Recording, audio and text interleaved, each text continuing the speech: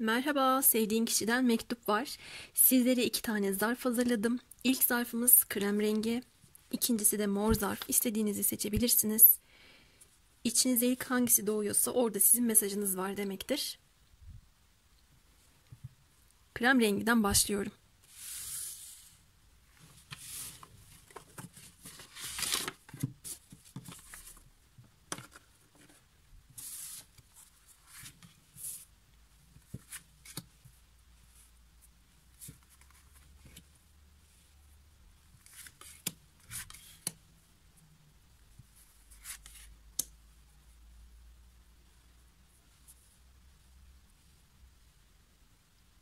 Bakın ben buradaki kartlar kayıyor, düzenlemeye çalışıyorum ama hani normalde şöyle bir yamuk da olsa o kadar da benim gözüme batmaz.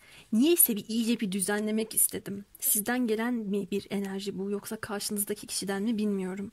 Bir düzen takıntısı olabilir. Hani yamuk bir şeyi düzeltmeye, toparlamaya çalışma gibi. Olmadı bir daha deneyeyim, olmadı bir daha deneyeyim diye öyle bir ruh halinde olabilir. Ben de öyle oldum istemsiz olarak.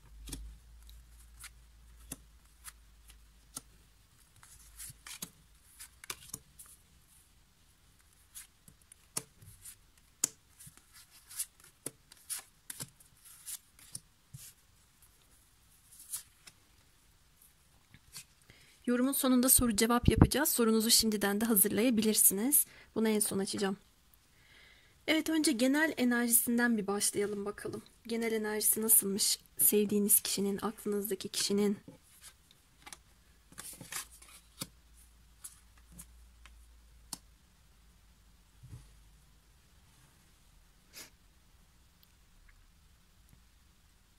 İçinde çok kuvvetli şekilde yeni başlangıçlar yapma isteğinin olduğunu görüyorum. Burada her şeyi yeniden değerlendirdiği, eskiden değerlendirdiğinde belki de anlamadığı, şimdi derinlere, olayların özüne indiğinde her şeyi daha iyi idrak edebildiği, gerçekleri görüp farkındalık sahibi olabildiği bir enerjisi var. Şimdi yaptığı meslek ne bilmiyorum ama burada kimyagerlik, çeşitli karışımları karıştırarak oluşturduğu bir ürün. Parfüm olabilir mesela. Barmenlik olabilir. Veya çok güzel bir aşçı olabilir. Ama burada bir gramın bile, bir miktarın bile çok önemli olduğu meslek alanlarından söz edebiliriz. Mesela bir damla bile hayatındaki dengeyi bozabileceği gibi her ne işle meşgulse o işi de bozabilir. Hayatını dengeye getirmeye çalıştığını görüyorum ama şu sıralar baktığımda çok yoğun bir iç gözlem enerjisi gelmiş. Her şeyi tekrar tekrar ele alıyor, gözden geçiriyor. Ve bunun kesinlikle bir başlangıçla ilgisi var. Şu sıralar ruhsal rehberlerinin de kendisine yol gösterdiğini görüyorum. Dikkatimi şey çekti. Kartın üstündeki kişi kendisine şampanya dolduruyor. Belki geçtiğimiz yılı gözden geçirerek bir yeni yıl kutlamasında orada anlamadığı şeyleri yeni yeni anlamaya başlamış olabilir bu kişi arkadaşlar. Çünkü üçüncü göz çakrası aktif olarak geldi ve bana bir keyif de geldi burada. Çünkü şöyle bir durum var. Sizden gelen bir keyif bu kişiden değil. Orada neyi dengeleyemedi? Orada neyi söyleyemedi? Orada neyi akıtıp da içinden rahatlayamadı? Bunları derin derin düşünüp ele aldığını görüyorum ve gerçekçi bir şekilde düşünüyor. Peki, şimdi sizinle alakalı düşüncelerine bakalım.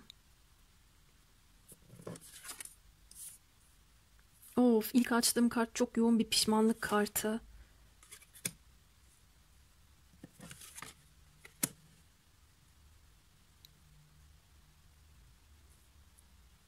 Duygularını da açalım.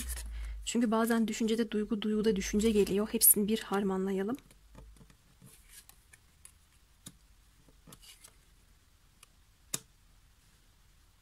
Oğlak Burcu'nda yeni ay oldu ya konuşamadım. Oğlak Burcu'nun kartı gelmiş. Bir dilim dolanı verdi. Şimdi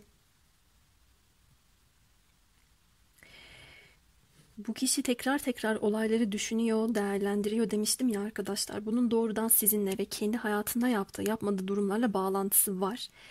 Şimdi bu kişinin anksiyete durumu tavan yapmış. Çeşitli korkuları gün yüzüne çıkmış.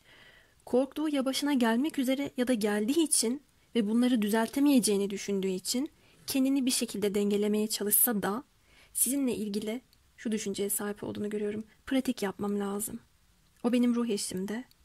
O bana iyi hissettiren bir kişiydi. Ama ben onu kaybettim. Uykusuz geceler geçiriyorum. Mutsuzum. Yeni bir şeyleri anladım. Bunca zaman boyunca duygularımı hep derinlere ittim. Artık kontrol edemeyeceğimi anladığım anda veya bu beni çok huzursuz, rahatsız hissettirdiği anda bıraktım ama benim karşımda çözmem gereken yığınla problem gördüm bu sefer, diyor ve sizinle iletişim kurmak, aranızdaki sorunları konuşarak çözmek gibi bir isteği de olmasına karşın yeniden başlama isteğinin burada mevcut olduğunu görmüştük enerjisinde. Bir de temas kurma isteksizliği var. Çünkü pratik yapması gerektiğini düşünüyor. Her bir damlanın, her bir dengenin, gramın, miktarın veya her bir kelimenin bu kişi için çok önem arz ettiğini görüyorum. O öyle düşünüyor. Yani size öyle bir şekilde gelmeli, öyle bir söz söylemeli ki o bozduğu dengeler yerine otursun. Ve bunu da şu anda tam olarak kendi içinde kesinleştiremediği için, halen değerlendirme süreci devam ettiği için bir anksiyete durumu yaşadığını gördüm. Ay, dikkatimi ne çekti bakın. Buradaki kişinin elinde tuttuğu fanusun içinde, hatta deney tüpü gibi bir gezegen var. Siz göremiyorsunuz. Aslında ışık da çok güzel ama bakın şurada bir gezegen var. Benim de yeni yılda babamın bana aldığı buradaki gezegene çok benzettim. Şimdi bunu nasıl yorumlayalım düşüncesinde. Bu Oğlak Burcu'ndaki yeni ay ve belki ay düğümlerinin yer değiştirmesi vesaire, astrolojik etkiler burada dikkatimi çekiyor. Bu kişinin daha fazla çalışmalıyım, samimi emek göstermeliyim. Her ne kadar umutsuz gözükse de durum, bu olayı tamir edip bir çözüm bulmalıyım diyerek sizinle ilgili meseleye eğilim gösterdiğini görüyorum ama yetersiz onun için bir şeyler. Hatta kendisini buraya sıkışmış bile hissediyor olabilir. Çünkü çok memnuniyetsiz. Buradaki memnuniyetsiz kişi siz de olabilirsiniz elbette. Şimdi düşünüyor. Belki de diyor ki ben olayları derinlemesine ele aldığımda belki zaman geçti, bir şeyler oldu. Döngüler değişti. Dengeler değişti. Ben onu bıraktığım ruh haline kendim girdim diyor. Bunu da değerlendirdiğini görüyorum. Ama bu kişi yeni yeni anlıyor arkadaşlar. Yani önceden anlamamış. Bir haller olmuş. Birden bir dengeler değişmiş ve sizinle iletişim kurmak istediğini görüyorum. Son günlerde kafasında çok dolanıyorsunuz. Sizinle aynı çatı altında zaman geçirme istekliliği var. Geçmişte geçirdiyseniz onun kıymetini bilemediğini, şu anda değerlendirdiğini görüyorum. Eline telefonunu aldığında umutsuzca baktığını görüyorum sizinle alakalı durumlara, mesajlara, belki fotoğrafınıza, belki profilinize bakıyor. Buradaki gezegen sizi çok uzakta bir yerde gördüğü anlamını da temsil edebilir. Ya da erişemeyeceği bir noktada olduğunuzu da düşünüyor olabilir. Böyle bir konuyu değerlendirdiğini görüyorum. Ama kafasına saplanmışsınız. Düşünüyor. Hatta duygu kartlarında da düşünce kartları geldi. Bir değişim olsun istiyor ama çok da umudu yok. Yüz yüze gelme kartı var burada. Şimdi şurada pis pis sırıtan kedi hoşuma gitmedi. İlişkinizde bir kara kedi araya sokmuş olabilir. Ya da kendisi bunu yapmadıysa da dışarıdan bir müdahale olabilir bu. Sizin gönülsüz olabileceğinizle ilgili düşüncelere kapılıyor. Fakat kalbinde benim kök saldığım ve salabileceğim aşk da o diye değerlendiriyor. Peki onun gözünde nasılsınız? Onda bıraktığınız etkine?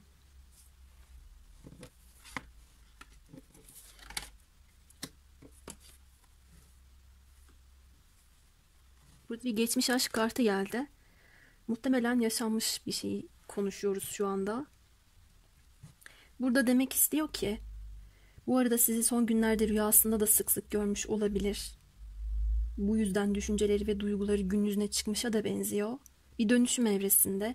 Bu kişiyi siz çok fazla değiştirmişsiniz. Belki ilişkinizin geçmişinde şöyle bir tablo da çıktı.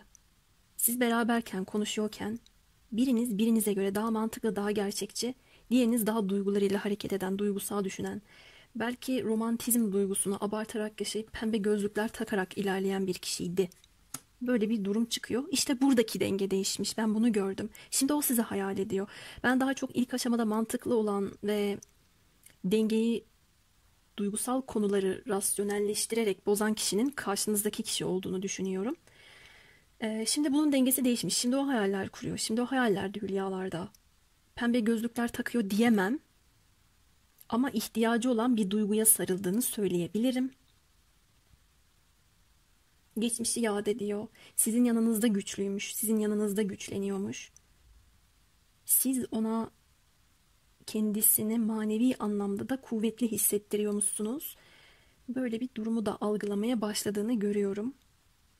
Ve sizinle sıfırdan, küllerinden yeniden doğarak başlama istekliliği son derece yüksek.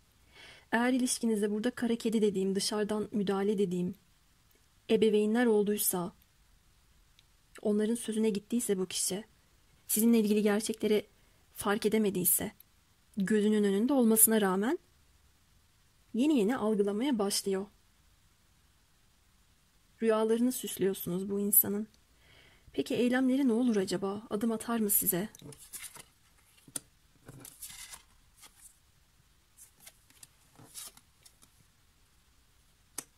Evet, yeniden başlamak isteyecekmiş.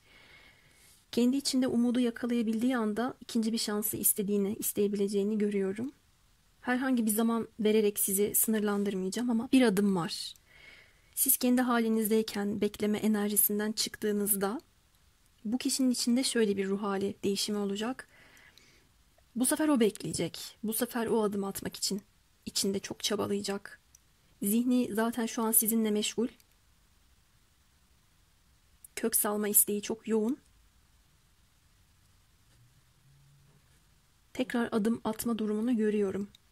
Ve duygusal bir karmaşa yaşarken artık dayanamıyorum diyerek adım atma durumu da yüksek olarak geliyor arkadaşlar.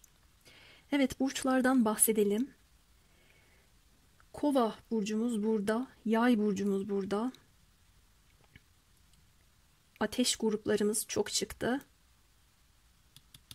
Bir de toprak gruplarımız gelmiş. Bir de akrep burcumuz gelmiş arkadaşlar. Evet, şimdi bu kişi size ne söylermiş bakalım, bir konuşturalım. Seninle derin bir bağ kurduğumuzu düşünüyorum. Ruh eşim olabilir misin? Evet, kupa ikilisi kartı da burada zaten. Ruh eşini gösteren kartlardan biri olduğu için olabilir misin diyor. Bunu yeni yeni değerlendirdiğini söyleyebiliriz. Bunu anlıyor aslında değerlendirmekten ziyade. Kafasına yeni dank etmiş sanki. Bir de seni aldattım diyormuş. Buradaki aldatma üçüncü kadın etkisi görmüyorum. Tabii hikayenizde bu sizin kesinlikle bildiğiniz bir durumsa öyle bir anlam da gelecektir. Ama tarot kartlarıma baktığımda buradaki aldatmanın daha çok işte bahanelerle, sözle veya dışarıdan gelen insanlar, ilişkiye dahil olan, olumsuz anlamda etkisinin dokunduğu insanlarla ilgili size belki de farklı bir şeyler aktarmıştır. Burada bunu daha çok destekleyen kartlar var ve bu konuda da son derece pişman olduğunu görüyoruz zaten. Evet. Şimdi geliyoruz cevabınıza. Tuttunuz mu arkadaşlar? Dilek de tutabilirsiniz, soru da sorabilirsiniz. Bakalım, açıyorum. Hayır diye bir cevap geldi. Ne sorduysanız.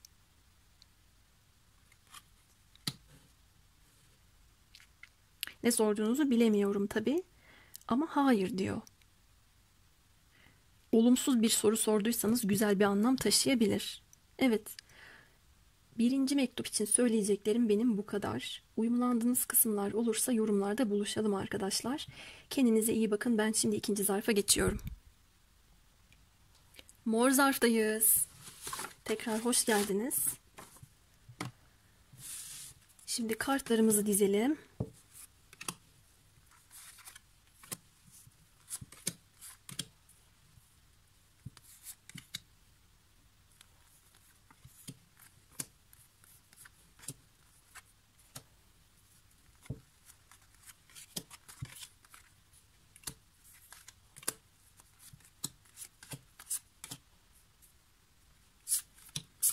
Üf, şu yani videoya duyuluyor mu bilmiyorum. Bir inşaat sesi var. Kapıyı kapatsam daha iyi olacak. Dikkatimi dağıtıyor. Tak tak tuk tuk. Geliyorum bir saniye. Geldim. Bu arada şimdiden sorunuzu sorabilirsiniz. Bunu şuraya bırakayım. Videonun sonunda soru cevap yapacağız. Dilek de tutabilirsiniz tabii.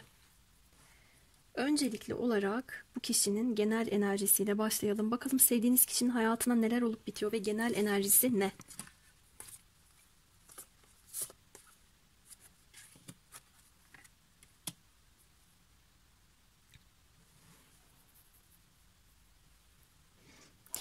Şöyle bir baktığımda hayatında çok büyük değişimler olduğunu söyleyemem. Hatta kendince oluşturduğu düzenini korumaya çalışıyor.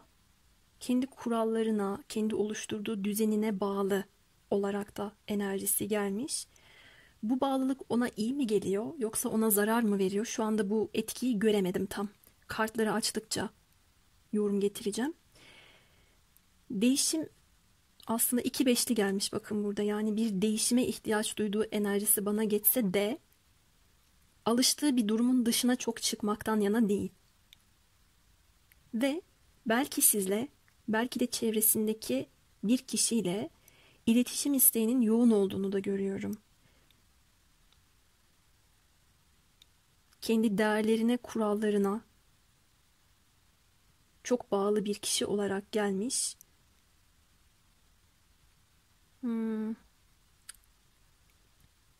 Bu kişiden bana şöyle bir enerji geçiyor. Vicdan yaptığım durumlar var veya şu durumu yapmazsam veya söylemezsem vicdan yapacağım. Söylemediği her şey kendisinin elini kolunu bağlıyor ve çevresine maskeler takarak gezmesine neden oluyor. Bu da onun için yapmacık bir durum. Doğru düzgün, dürüst bir şekilde hareket etmesine mani olan bir durum. Bunu da istemediğini görüyorum. Bu kişiyle iletişiminiz hiç yoksa iletişim kurmak ve dürüstçe bir şeyleri aktarmak istediği çıkmış. Çünkü bunları aktaramadıkça kendi eli kolu bağlı. Veya bakın burada sizi bir şeye bağladı. Bir duruma, kendi kurallarına, kendi hayatındaki mevcut duruma. Ve bu konuyla alakalı da bir iletişim kurmak istiyor.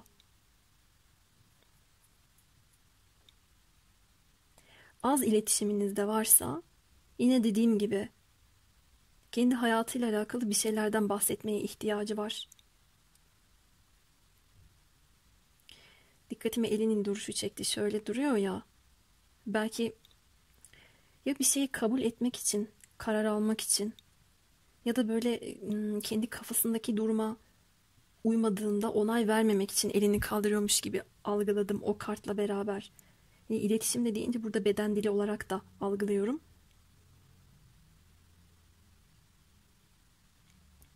Şöyle diyebiliriz mesela enerjisinde. Söyleyemesem de beden dilimle anlatmaya çalışıyorum.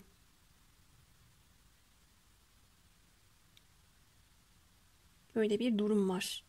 Aynı zamanda yaptığı meslek de öğretmenlik olabilir. İletişim bol bol kurabildiği, karşı tarafa neyi biliyorsa ona aktarabildiği bir durum olabilir. Nadiren böyle inançla, dinle ilgili meslek alanları da çıkabilir tabii. Peki sizinle ilgili düşüncesinden ve duygusundan devam edelim.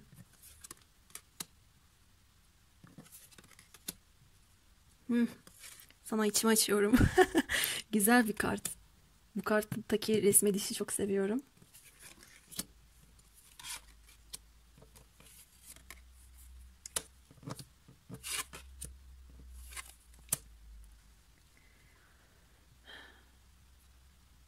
Ya arkadaşlar enerjisinde hani söyledim ya, ya vicdan yaptığı durumlar var, bunları dile getirmek istiyor ya da dile getiremediği şeylerin vicdanını yaparım diye düşünüp o konuda bir muhasebe içinde diye. Şimdi düşünce ve duyguda o kadar tezat kartlar var ki hem burada kendisini çok duygusal olarak yalnız hisseden sizinle içtenlikle iletişim kurmak isteyen, geleceğe dair hayallerinin olduğunu gördüğüm bir manzarayla karşılaştım. Hem de bunu bir o kadar kendine saklayan, manipülatif olan, tilkilikler yapan, kendi hayatı ya da karakterinin belli başlı özelliklerini dışarıya yansıtmayan bir kişiyle karşılaştım. Böyle bir durum var. Bunu da korkularından dolayı yapıyor. Bir de düzenim bozulur. Kendi belirlediğim çizginin çok dışına çıkarım da ayak uyduramam durumuyla yapıyor. Burada olgun bir kişiden bahsediyoruz bu arada.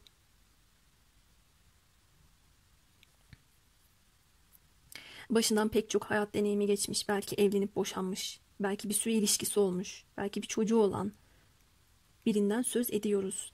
Eğer dinlediğiniz genç bir kişi ise burada onun çevresindeki akıl hocası diyebileceğim yaşlı yaşlı figürler çıkıyor. Baba çıkıyor, abi çıkıyor, öğretmen çıkıyor.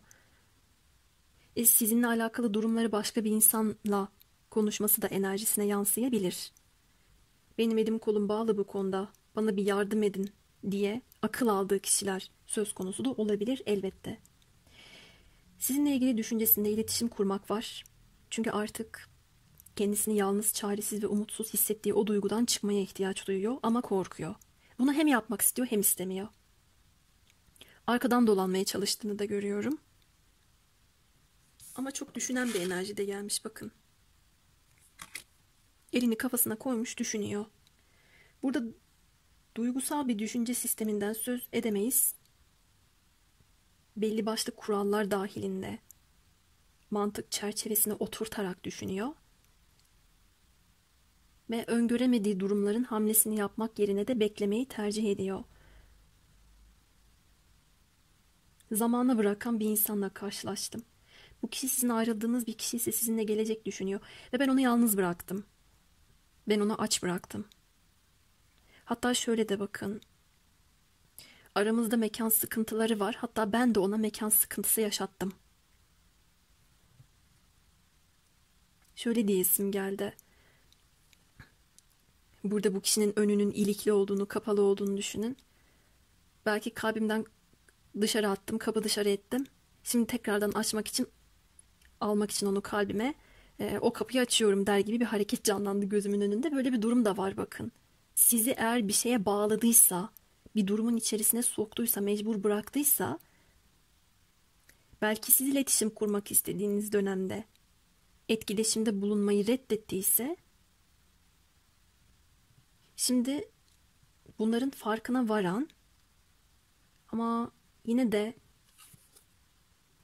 tedbirli, temkinli, akıllı hareket etmeye çalışıp arkadan dolanan bir enerjisi de yok değil. Bu kişide cesaret eksikliği var. Ve ilginç çok tezat kartlar gelmiş. Bazen kendisine özgüveni yüksek, bazen düşük. Bazen hareketli, bazen donuk. Bazen ne istediğini biliyor, bazen bilmiyor. Bunu tetikleyen şeyler de ego olabilir. Emin olamadığı durumların hareketinde bulunmayı reddediyor olabilir. Çünkü burada cesaretsizlik, korku kartlarımız var. Evet, siz onun gözünde nasılsınız? Onda bıraktığınız etki neymiş? Bir de buna bakalım. Oh. Yani şimdi bir yaz mevsimi kartımız geldi. Geçmişteki yaz ya da ondan önceki yılın yazı. Bu kişiyle her ne yaşadıysanız bir zevkü sefa ona yaşatmışsınız. O bolluğu, o bereketi tatmış ve burada çok tembel bir kişi gözüküyor. Bu ne ya? Burada da yakası bağrı açık. Bir kendine çeki düzen ver. Sinirlendirme beni. Baya bir gevşek yalnız. Ve burada bakın.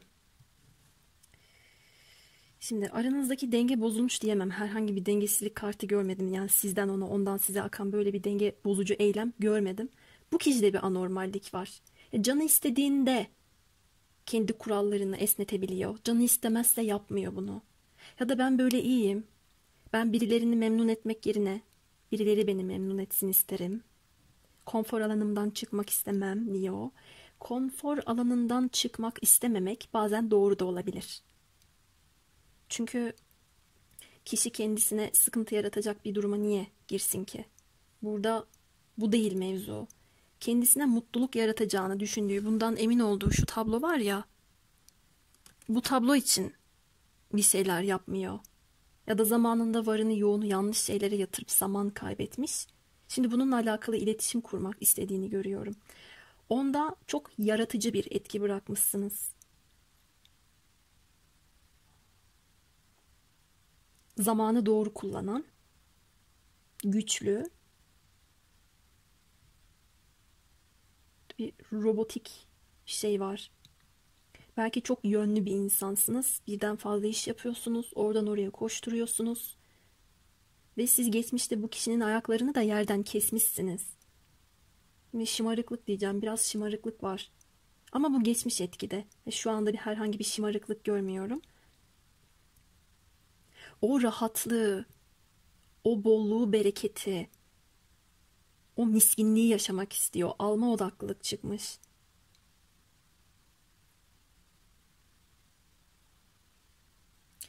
Yani düzen içinde düzensizlik ya da bir düzene yeniklik var.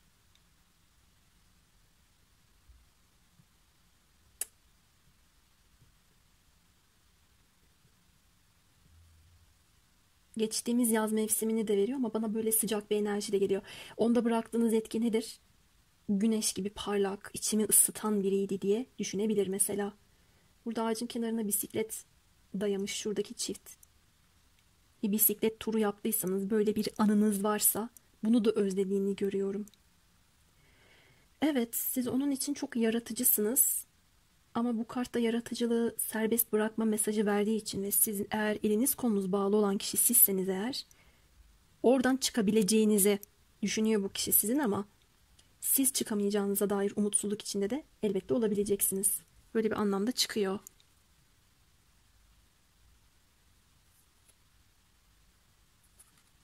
Bu kişinin içini ısıtmışsınız siz.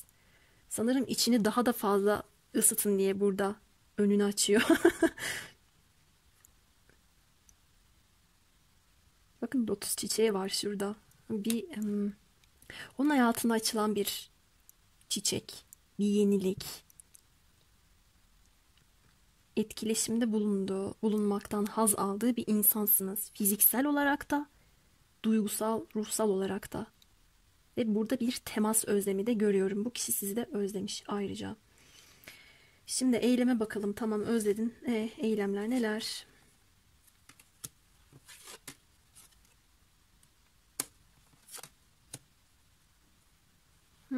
Çok güzel. Gözü sizde. Dikkat kesilmiş. Bakıyor size uzaktan. Hareket edeceğini görüyorum. O hareket ettiğinde siz bir zafer kazanacaksınız. Ve bir iletişim görüyorum. Yüz yüze iletişim değil. Sosyal medyadan veya telefon aracılığıyla daha kuvvetli bir ilerlemeniz, bir iletişiminiz var. Yalnız bu iletişimde ılımlı olmaya, öfkelenmemeye, tartışma enerjisinden uzak durmaya dikkat etmeniz gerekiyor. Çünkü siz tartışırsanız bu kişi o gel tekrardan içimi ısıt, seni özledim durumundan kendi kurallarına yeniden sarılarak burada tekrar iletişime kendisini kapatabilir.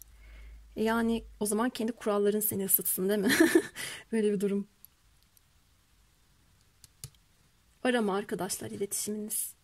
Belki bir mesaj, belki bir telefon. Burada bir durum çıkmış. Ayrıca da sizi gözetleme enerjisine, sosyal medyadan çok fazla stalkluyor olabilir. Şimdi konuşturalım. Ne söylersin? Bir gün sana aşkımla geleceğim ama önce kendimi toparlamam gerek. Bekleyebilir misin? Evet, böyle diyor size. Bekleyebilir misiniz? Ailemle ilgilenmek zorundayım. Lütfen anla. Şimdi burada bir aile manzaramız var. Ben yasak bir ilişki görmediysem de ola ki bu mavi, aman ne mavisi, mor zarfı bu yüzden seçtiniz. Bu kişi evli veya ailesiyle ilgilenmek durumunda olduğunu şu anda biliyorsunuz. Böyle bir mesajı bu sebepten size aktarıyor da olabilir. Ama buradaki enerjiye göre şu şekilde çevirsem de yanlış olmaz. Bakın burada bir aile kurma ve gelecekle alakalı bir durum çıkıyor. Aile kurmak için öncelikli olarak şunlarla ilgilenmek durumundayım. Lütfen beni anla gibi hazır olmaya çalıştığını söyleyebilir. Çünkü burada bir bekletme enerjisiyle mesaj verdi. Evet, şimdi sorduğunuz sorunun cevabı ya da tuttuğunuz dileğin cevabına bakalım. Açıyorum. Bekleyebilir misin? Burada sorunun cevabı zaten bekle olarak da geldi arkadaşlar. Bu soruyu sordunuz mu bilmiyorum. Ama bekle diyor. Bakın neyi bekliyorsanız artık ya da neyi sorduysanız bekleyin. Evet, yorumlarda, uyan kısımlarda buluşalım arkadaşlar. Unutmadan burçlardan da bahsedeyim. Boğa burcu var, İkizler burcu var, Koç burcu var. Diğer ateş gruplarımız burada. Diğer hava gruplarımız da burada arkadaşlar. Ağırlıklı olarak. Evet, yorumlarda buluşalım arkadaşlar. Diğer videolarda görüşmek üzere. Kendinize çok iyi bakın.